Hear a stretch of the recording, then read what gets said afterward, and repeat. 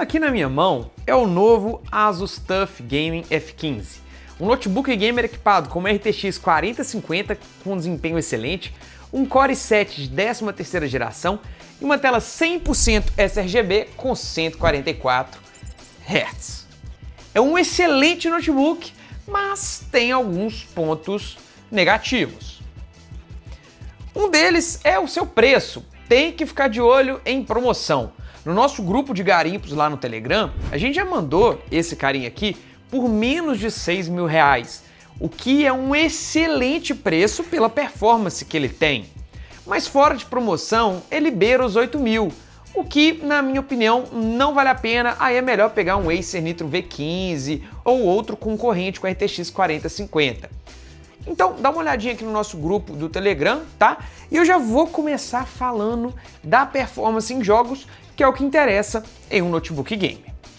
Igual eu falei no início do vídeo, esse modelo aqui está equipado com uma RTX 4050 de 6 GB de VRAM, que é até full power de acordo com o driver da NVIDIA. Fala lá que ela consegue chegar até 140 watts de uso. Porém, nos nossos testes aqui, ela não chegou nisso tudo, tá? Mas mesmo assim, ela teve um desempenho bem legal, ainda mais se a gente comparar com outros concorrentes. A performance dela foi muito boa. Então, sem mais delongas, vamos começar já com os testes para vocês verem do que eu tô falando. Eu já comecei com Cyberpunk 2077 com o Ray Tracing ligado no baixo, né, a textura no alto, mas o Ray Tracing no baixo, para ver o desempenho dessa RTX, que aliás é uma 4050, uma placa de entrada da linha 4000. E mesmo assim o desempenho foi bem legal, eu consegui atingir 70 frames por segundo de média, sim, 70 frames por segundo em uma RTX 4050 de notebook. Ou seja, o desempenho foi muito massa. Aí beleza, eu quis subir um pouquinho o Ray Tracing para o médio, e aí, de fato, o desempenho caiu bastante. Atingimos 49 frames, e até no alto, eu coloquei o Ray Tracing no alto para ver se ia derrubar muito mais, mas aí ficou quase igual, 43 frames por segundo, tá? Tô colocando até lado a lado aí para vocês verem. Eu gostei de ver o processador trabalhando com folga, mesmo não sendo o i7 mais potente de todos, é um i7 de entrada, ele ainda tinha muito fôlego. E a diferença gráfica para mim ficou elas por elas, beleza? E só para fazer outro teste, eu coloquei o preset no alto, desligando o Ray Tracing. E aí, meus amigos, atingimos 97 frames por segundo. O que, assim, mostrou que essa placa de vídeo é muito, muito boa. Inclusive, eu comparei com o gameplay que eu tinha salvo aqui do Acer Nitro V15 com a mesma placa, né, com a RTX 4050, rodando o mesmo jogo, com o mesmo preset gráfico no alto. E olha só, o Asus TUF foi um pouquinho melhor, cerca de 9% a mais de desempenho. Depois eu passei para o Black Myth Wukong, fiz um teste rápido nele, resolução Full HD, gráfico no alto, né, com tudo no alto usando o FSR, porém sem o Frame Generation, e também, é claro, sem o Ray Tracing, e obtive 64 frames de média. Passei então para o recém-lançado Oblivion, que, cara, o tutorial eu achei bem grande, tá? Eu fiquei lá meia hora criando meu carinha, escolhendo as classes, e nessa primeira parte que a gente tá num ambiente fechado, né, nos esgotos, fugindo, escapando da prisão, sem muita coisa acontecendo, o jogo estava no Ultra, sim, preset no Ultra, pegando 80 frames de média. Às vezes quando tinha uma ação ali, caía para 65 e tudo mais, mas assim, estabilidade perfeita, vocês podem ver o gráfico, e o jogo estava lindo. Mas aí quando eu saí para um cenário aberto, a situação foi diferente. A performance derrubou, caiu para 30 frames por segundo e estava acontecendo muito stuttering. Estava bem ruim de jogar.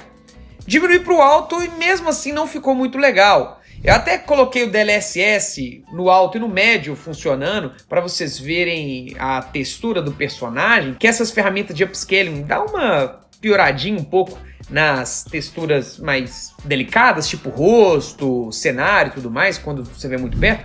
Mas o que eu gostei, né, a melhor configuração que eu tive foi o gráfico no médio, com o DLSS ativado no modo equilibrado e a nitidez dele em 50%. O jogo ficou ali nos seus 45, 50 frames, às vezes pegava 60, estava rodando bem melhor, mas em alguns momentos eu sentia alguns stutterings, tá? Abrindo o menu, vendo o que o personagem dropou. Eu acho que é um problema do jogo, tem muita gente reclamando disso. Em um próximo update eu vou testar novamente. Porque eu sei que a GPU não é o problema. E agora vamos comentar um pouquinho sobre a temperatura, que é um notebook mais esquentadinho. Só que dá pra gente mudar, resolver isso.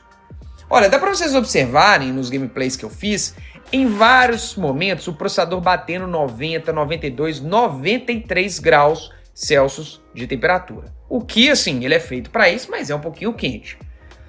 O que eu achei bacana é que, se a gente observar o clock dele, ele não ficava abaixo dos 4 GHz quando precisava não, tá? Então ele conseguia manter 4 GHz durante muito tempo e, assim, aguentar essa temperatura alta. Só que usando o software da ASUS Armoury Crate, a gente pode dar uma aliviada nas temperaturas de duas formas. Mudando manualmente o tempo de Turbo Boost, o máximo que o processador pode atingir de TDP, ou até a gente pode usar os modos pré-definidos, que é o que eu prefiro fazer. Por exemplo, no Cyberpunk eu coloquei no modo desempenho, que é um modo abaixo do turbo, e com isso a temperatura caiu demais, nem chegou perto dos 90 graus, o clock do processador também ficou bem menor, só que olha só o desempenho, não mudou tanto assim. Saímos de 97 frames por segundo fritando o processador para 93 frames por segundo. Uma diferença que, vocês me desculpem, é imperceptível e vai deixar o notebook rodando bem mais frio. No Counter-Strike 2 eu diminuí ainda mais colocando no modo silencioso. E beleza, antes, no modo turbo, tava rodando ali a 230 frames por segundo de média. Agora caiu para 150, 152 frames. Beleza, caiu bastante, mas é uma tela de 144 Hz.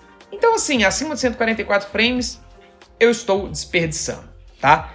Então é um processador um pouco mais esquentadinho, se você exigir demais dele, só que trabalhando nos presets ali, dá para você jogar muito tempo com a temperatura bem lá embaixo. Agora falando um pouco do seu hardware, saindo dos jogos, temos aqui um Core i7-13620H, um processador com 10 núcleos e 16 threads, sendo que desses 10 núcleos, 6 são de performance e 4 são de eficiência, para quando você estiver só navegando na internet, consumir menos da bateria. É um i7 de entrada, tá? Esse com final 20H é um i7 mais de entrada, ele se equipara a um i5 13500H. Não, sério, Gabriel? Um i7 tá se equiparando a um i5? Exato. Rodando o Cinebench R23, para vocês terem uma noção, em multicore, esse set aqui atingiu 14.351 pontos, enquanto o i5 13500H teve 14.340. Eu considero um empate. Se a gente analisar em single core, foi basicamente a mesma coisa. Esse notebook, 1.805 pontos, né, o nosso i7. E o i5 13500H, 1.745. O que eu gostei é que é um processador que consegue manter clocks altíssimos, mesmo que isso, dependendo do uso, vá assim, subir um pouquinho a temperatura, mas nada do que o computador não é feito para isso, né? E assim, é um processador excelente para tarefas pesadas, seja edição de vídeo, trabalho com softwares de engenharia, arquitetura, ou até mesmo programar, ainda mais se você pegar com 16 GB, ou até mesmo fazer upgrade para 32 ou 64 GB de RAM, tá bom? E inclusive, isso é uma coisa que eu já ia comentar, é que eu gostei da possibilidade de upgrade. Ele já vem com um SSD do tipo Gen 4 de 512 GB, mas temos outro slot para colocar outro SSD do tipo M2 e 2 slots para a memória RAM DDR5. No caso dessa minha versão de review, já está com 2 pentes de 8, totalizando 16, o que ajuda demais no desempenho, mas se você programa e precisa de muita memória RAM ou vai editar vídeo muito pesado em 4K, eu recomendo colocar 32 ou até mesmo 64 GB que ele suporta. Agora que falei do hardware, bora para a parte exterior, que a ASUS fez boas mudanças. Seguindo a linha dos seus concorrentes, agora temos uma tampa, olha, toda de metal com design mais robusto, mais militar, fazendo jus à sigla TUF, tá? Temos aqui o logo em alto relevo e é um design até bem bonito, mas chama atenção, não vou mentir não. Abrindo sua tela, coisa que dá pra gente fazer com apenas uma mão, o que mostra a boa dobradiça, temos seu palm rest todo em plástico, um plástico liso que mostra sim muita marca de dedo, tá? Se você é chato com isso igual eu, vai ficar limpando ele toda hora, uma engordurada aqui fica terrível, inclusive no trackpad, beleza? Mas uma coisa que eles melhoraram é que a saída de ar que tem aqui, que assim, não joga tanto o ar direto na tela, ficou um pouquinho mais afastada, ficou do lado do botão Power, o que vai ajudar isso a não jogar ar muito quente na tela. Eu gostei também que mesmo jogando eu não senti o notebook quente, tá? Pra você jogar, usando o teclado aqui, de boa, dá para você ficar horas jogando que você não vai achar ruim.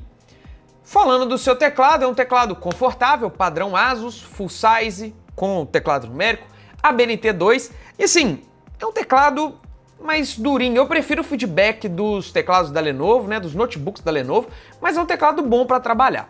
E para finalizar essa parte do teclado, ele é retroiluminado com RGB, que você pode configurar, mas é de uma zona só, o que na categoria desse notebook, de boa, tá?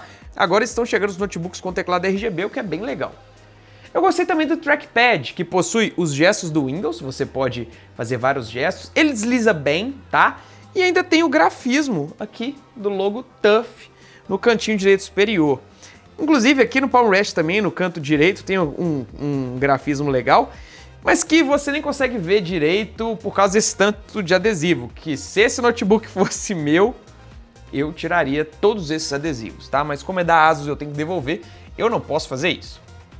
De portas, do lado direito temos apenas uma USB tipo A 3.2 DIN. Acho que poderia ter outra aqui do lado, né? Essa parte lateral direita daria até para colocar um cartão, um leitor de cartão, né? Mas ok. E do outro lado, o lado esquerdo, é onde a gente tem todo o resto. Não temos nada atrás. Temos então conector Power para a fonte, RJ45, HDMI 2.1, que é ligado direto na RTX, ou seja, você pode ligar no monitor externo para extrair o máximo da sua placa de vídeo, tá? Do lado, duas USBs tipo C, sendo a primeira Thunderbolt 4 para você ligar uma placa de vídeo externa. E do lado, uma outra USB com DisplayPort para também você ligar no monitor, que suporta carregamento até 100 watts, tá? Então temos duas USB-C com DisplayPort, só que só a da direita que suporta carregamento. E para finalizar, uma outra USB tipo A 3.2 e também um combo P2 para você ligar seu headset, beleza? Isso de carregar pela USB-C é algo muito positivo para mim, porque às vezes numa emergência você consegue dar uma carguinha usando o carregador do seu celular, usando até uma power bank, tá? Isso é bem legal. Eu senti falta foi de um leitor de cartão, igual eu comentei, mas o grande ponto negativo para mim no quesito portas é ser tudo aqui do lado, principalmente o conector. Eu não gosto disso. Se fosse aqui atrás, deixaria o notebook mais clean, né? E até no seu setup ficaria mais organizado. Isso é algo pessoal meu, beleza? Se fosse aqui atrás, às vezes uma USB-C, entrada para carregar aí o HDMI, ficaria perfeito. Como o nome diz, TUF F15, esse notebook tem uma tela de 15 polegadas, que tem tecnologia IPS, o que é bem legal, permite excelentes ângulos de visão, como vocês podem ver. É resolução Full HD, o que é normal na categoria.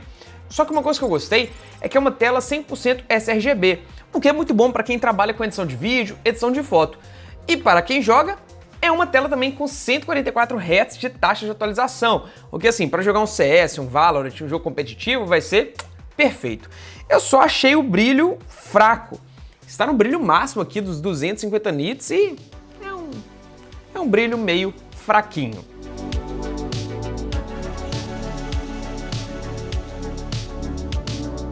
E a webcam 720p, pra mim já deu. Não tem uma textura legal, olha só, a definição do meu rosto não tá muito nítido, estoura bastante com luz, tá vendo? Ó, se eu tiro, ó. Dá uma estouradinha legal. E 2025, 720p, pra mim não dá mais. Não gostei muito da webcam.